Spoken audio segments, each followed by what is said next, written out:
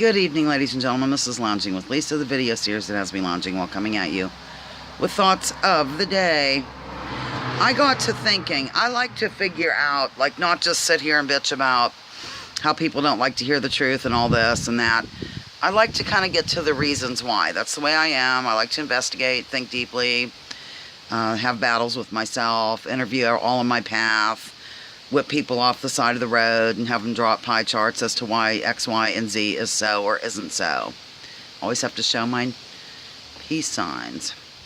So I was thinking a little bit ago while I was in the kitchen taking my evening dose of Kratom.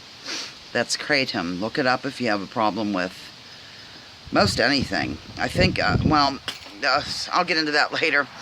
But I think because we are United States citizens, anybody who was born and raised here, we were raised with we were influenced by a large number of Christians in our society.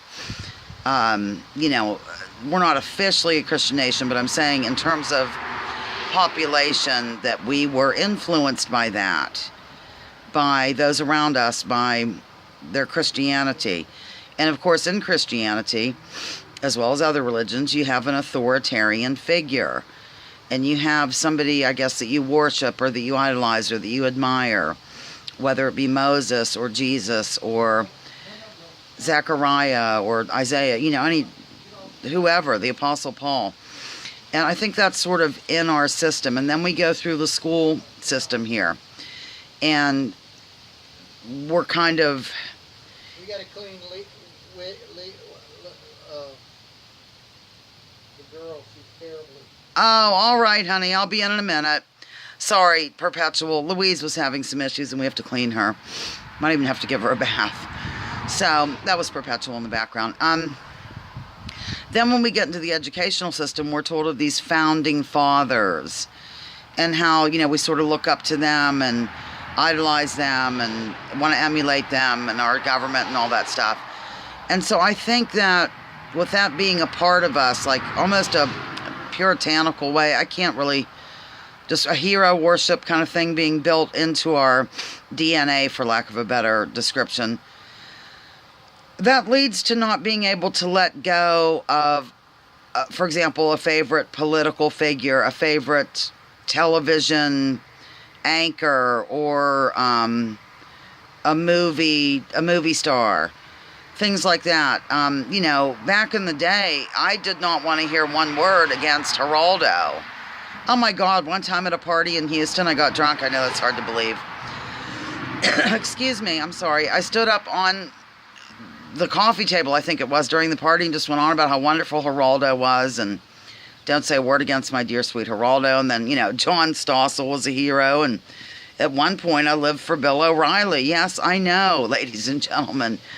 I read all of his books. I loved Glenn Beck at one time, and I got highly defensive of Glenn Beck. And I think that's just our nature, and it's something that we have grown up with.